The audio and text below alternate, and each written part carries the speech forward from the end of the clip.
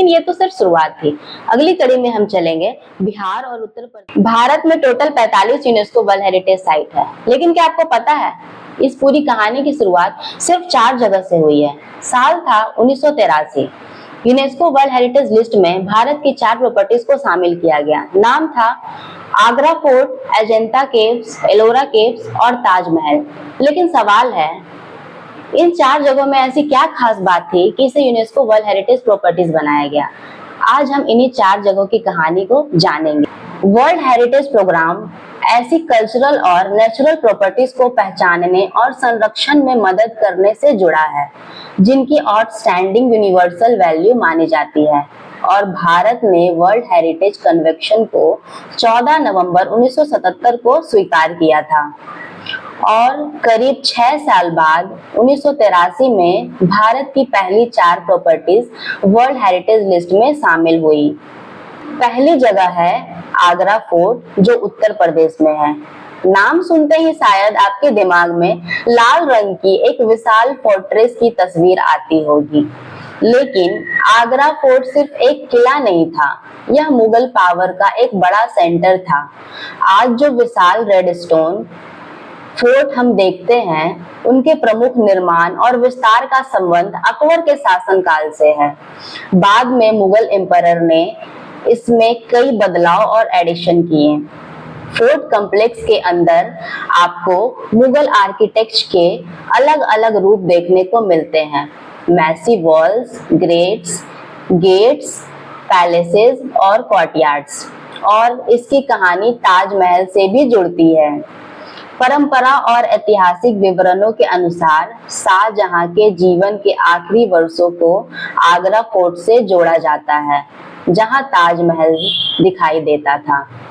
यानी आगरा फोर्ट सिर्फ एक मिलिट्री फोर्टिफिकेशन नहीं, बल्कि मुगल एम्पायर के पॉलिटिकल और आर्किटेक्चरल हिस्ट्री का बड़ा हिस्सा है। अब आते हैं ऐसी जगह पर जहां पत्थर सिर्फ काटे नहीं गए, बल्कि उन्हीं चट्टानों के अंदर पूरी दुनिया बना दी गई। यह है महाराष्ट्र की अजंता केव्स। अजंता में चट्टानों को काटकर बनाए गए बुद्धिस्ट रॉक कट मॉन्यूमेंट्स हैं, लेकिन अजंता की सबसे बड़ी खासियत इसकी पेंटिंग और स्कल्पचर्स है। यहाँ बुद्धिस्ट थीम्स से जुड़ी पेंटिंग में हमें उस समय के लोगों, कपड़ों, आभूषणों और जीवन की झलक देखने को देती है। अजंता की केव्स अलग-अलग पीरियड में विकसित हुई और यहाँ बुद्धिस्ट, रिलीजियस आर्किटेक्चर और आर्ट का एक रिमार्केबल कलेक्शन देखने को मिलता है।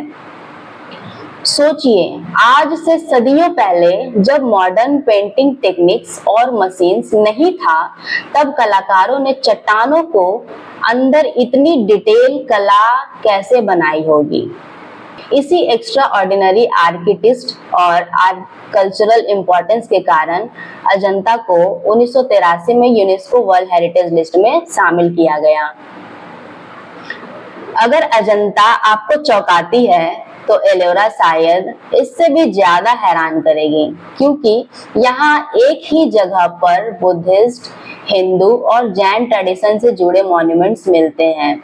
यह है महाराष्ट्र की एलोरा केव्स। एलोरा में रॉक कट टेम्पल्स और मोनेस्ट्रीज का विशाल कॉम्प्लेक्स है। यहाँ बुद्धिस्ट, हिंदू, जैन मॉन्यूमेंट्स मौजूद हैं।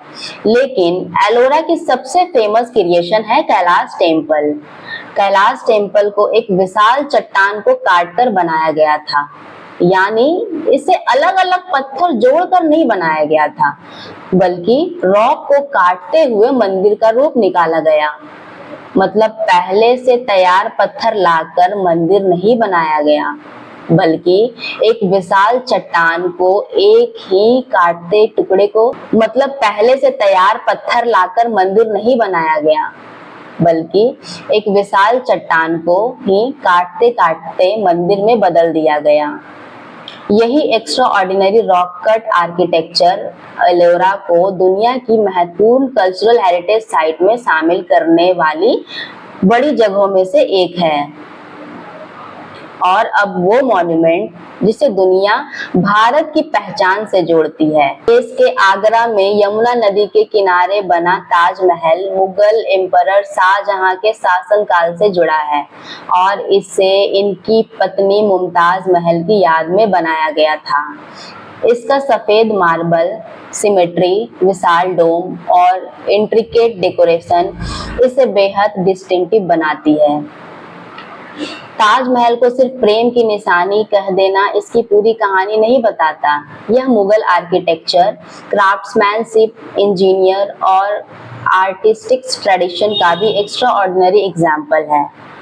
और यही वजह है कि 1983 में ताजमहल भी भारत की पहली 4 यूनेस्को वर्ल्ड हेरिटेज इंस्क्रिप्शन में शामिल हुआ।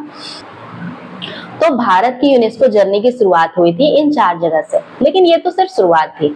अगली कड़ी में हम चलेंगे बिहार और उत्तर प्रदेश की उन ऐतिहासिक जगहों पर जहां बुद्धिज्म, एंशिएंट एजुकेशन और मुगल हिस्ट्री तीनों की कहानियां मिलेगी। अगर आप यूनेस्को सीरीज को शुरू से फॉलो करना चाहते हैं तो इस चैनल को सब्सक्राइब कर लीजिए।